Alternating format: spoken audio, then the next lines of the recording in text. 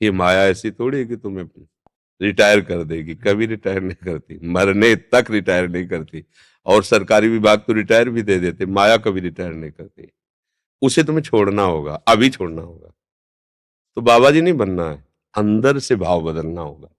जैसे बेटा है, मेरे भगवान बेटे के रूप में मुझे सुख देने के लिए आए। कौन सा सुख? सेवा सुख। मैं इन्हें पढ़ाऊंगा, लिखाऊंगा, डांटूंगा, दुलार करूंगा, ये भगवान की सेवा है। मेरी पत्नी के रूप में भगवान आए मुझे सहयोग करने के लिए, अभी भक्ति शुरू हो गई। भगवान को लक्ष्य रखोगे तो अनाशक्ति बढ़ेगी, और शरीर को लक्ष्य रखोगे तो आसक्ति बढ़ेगी।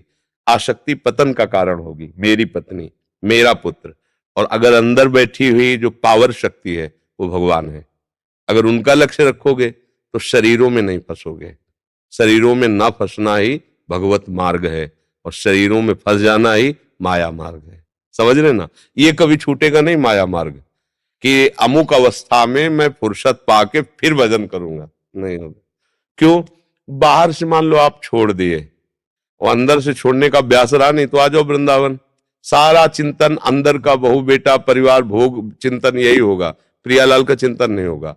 और घर में अनासक्त होकर भजन किए तो गुफा में जाने की जरूरत ही नहीं है। घर में ही तुम्हारे लिए गुफा है, घर ही तुम्हारे लिए वन है, क्योंकि तुम पहले ही घर में नहीं थे, प्रभु में थे। पहले ही प्रभु में आसक्त हो तो कोई परेशानी नहीं। प्रभु में आसक्त होना जरूरी है, कहीं भागना जरूरी नहीं है। सब काम करते हुए भजन करना जरूरी है, सब काम छोड़ के प्रमादी बन के बैठना जरूरी नहीं है। समझ पा रहे हैं हमारी बात? नाम जप करो, सब में, और सब में प्रभु हैं। देखो, अगर आप कह दो कि हमारा बेटा है भगवान, इसमें हम कैसे भाव करें, हमने पैदा किया है, तो तुम ना तो शरीर रच सकते हो, तुम्हें केवल भ्रम है कि मैंने पैदा किया है। आपके अंदर जो जीव आया है वो कहां से आया, कैसे आया? आपने उसको पैदा किया है क्या? आपके अंदर जो सामग्री आई है संतानोत्पत्ति की, वो आपने पैदा की है क्या? आपका ये जो शरीर है वो आपने पैदा किया है क्या? आपने, इतनी अंगुली कट जाए अब दूसरी बना लो, एक रोम गिर रहा उसे रोक दो। कुछ नहीं आप कर सकते, कुछ नहीं कर सकते, कुछ नहीं कर सकते। इसका मतलब करने वाला कोई और है। अच्छा, अब जैसे आप पुत्र से प्यार करते हो या पत्नी से प्यार करते हो, सब कोई करता है। अपने को परिचय तो नहीं है कि पुत्र के रूप में कौन आया है, ये तो परिचय नहीं ना, बस मेरा पुत्र है।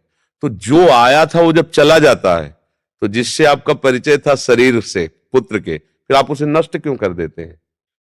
आप उसे रखे रहिए, क्योंकि आपको उसी से प्यार था। जो आया हुआ था उसका परिचय नहीं था, उससे कोई प्यार नहीं था, फिर आप क्यों रखे हुए हो? तो बोले नहीं, अब कुछ भी हो, वो तो चला गया। मतलब तुम उसी से प्यार कर रहे थे ना, तो उसी को मान लो, अभी साधना बनने लगेगी। वही है तुम्हारे पुत्र रूप में, वही तुम्हारी पत्नी के रूप में, वही है तुम्हारे रूप में।